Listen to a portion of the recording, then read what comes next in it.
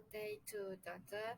I would like to present the introductions about our assignment. So the solid waste refers to garbage material discarded as unwanted and useless products which are arising from animal and human activities. Based on the research, the world have generated 2.01 billion tons of municipal solid waste annually. Worldwide, waste generated per person per day average is 0.74 kilograms, but ranges widely from 0.11 kg to 4.54 kg. Since the population is increasing in Malaysia, it will reach 32.8 million in 2021 years and generates a tremendous amount of solid waste, which is estimated to be 38,437 metric tons per day in 2021 years. So by this year, 2022 thousand years, the amount of solid waste collected would be 14 million metric tons per annum. It is enough to fill the Petronas Twin Tower every 7 days. So there are two major types of solid waste, which are agricultural animal waste and municipal waste. For agriculture and animal waste, that's including the remaining crops after harvest, residues from processing grains such as rice, the manure of animals raised by farmers, and others.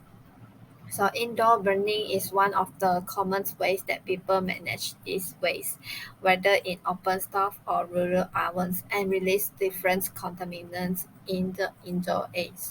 For the second major types of waste is municipal waste. It is also means domestic waste. In Malaysia, which consists mainly from residential, industries, and commercial activities in the given area, such as public solid waste, important solid waste, household solid waste, institutional solid waste, construction solid waste, and so on. These waste can be categorized based on materials such as plastic, food, paper, glass, metal, texture, and so on. So the one of the most general is food waste and can be resulting from processing, storage, cooking, or consumption of food, including the vegetable peelings and kitchen waste. Besides, the garden waste is also one of the municipal waste. That also includes the branches, twigs, leaves, and other plants materials. So the second common waste is plastics waste. So the plastics waste will be classified from type 1 until type 7. So the main objective of the solid waste management is to reduce the quantity of solid waste, such as just now I mentioned, dispose of online by recovery of materials and energy from solid waste. Therefore, there is an urgent need to respond to this mountain issue. Thank you. For sampling location, Kampung Tanjung Batu Rakit is a village in the Terengganu district of Kuala Nerus. Batu Rakit has an area of 11,600.7 hectares and a population density of 374 people per square kilometre. Waste generated, discard and disposed. Kampung Tanjung Batu Rakit is in G2 from 4 section areas that have been declared by MBKT. There are 3 types of bin used in the area. Number 1, mobile garbage bin MGB, which come in 2 sizes, 1,200 litre and 660 litre. Number 2, two-wheel bin TWB with a capacity of 250 litre. Number 3, self-leach bin SLB. The total amount of waste generated over a 3-year period is estimated to be around 32,400 tons for a compactor truck with a capacity of 30 tons per trip from the first step point to the Sungai Ikan landfill site. Waste generated was domestic waste from the surrounding houses, with the waste going directly to the central trash can. The compactor truck first collects waste from tapak Pasar Malang Gombadak for the G2 section, followed by Dewan Serbaguna Gombadak and Kandang Kuda Gombadak. The truck then collect waste from Bulatan 47 until it reach the Kampung Kolang Corner. Following that, the truck proceed to the Wakaf Tengah 4-way intersection from the Kampung Kolang Corner. The waste is then collected by truck from Perumahan Wakaf Tengah to Dewan Serbaguna Mengabang Telong. After that, the compactor truck collect waste from Pantai Batu Rakit with the final pickup location being Kampung Gong Awan Lip. The truck immediately proceed to the Sungai Ikan landfill site to dispose of the domestic waste collect for the G2 area. Next, methodology. A questionnaire survey was used in the study to determine household knowledge and the satisfaction of the service provided by Department of Environment, which is known as NXA. This survey has been passed down to the resident in our case study, which is at Kampung Tanjung, Batu Rakit, located in Terengganu. This questionnaire consists of 2 sections.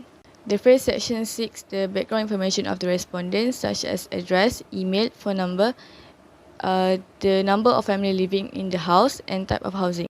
The second section of the questionnaire consists of 2 questions that relates more to household solid waste, such as a type of waste that can be recycled and the recycling method that the household specifically use. The number of survey that we have done is only up to 5 survey, which means there's only 5 household present, and this survey was conducted by hands-on. We can conclude our methodology based on the sequence of the flow data, which is first we get the form from the Department of Environment, next we interview 5 residents to know detail about our site chosen, and lastly we analyze the data taken. So this is a result and analysis part. As you can see, there are 5 charts that represent the 5 houses. So the chart describe the data that's collected around Kampung Tanjung, Batu Rakit. We have collect 5 respondents to fill the survey. The villager inhabit in a village house with their family members. The survey categorized 11 types of waste, such as newspaper, steel can, glass bottle, magazine, plastic drinking container, kitchen waste, other papers, plastic igit container, aluminium can, plastic bag, and the others waste. So, the survey categorized. So, the respondent need to fill in quantity by numbers, the amount by weight in kilogram, and their recycling technique as stated in Annex A. So the most important part that we get based on the survey, the brown color indicate the waste that become the biggest part of composition, that such as the food waste.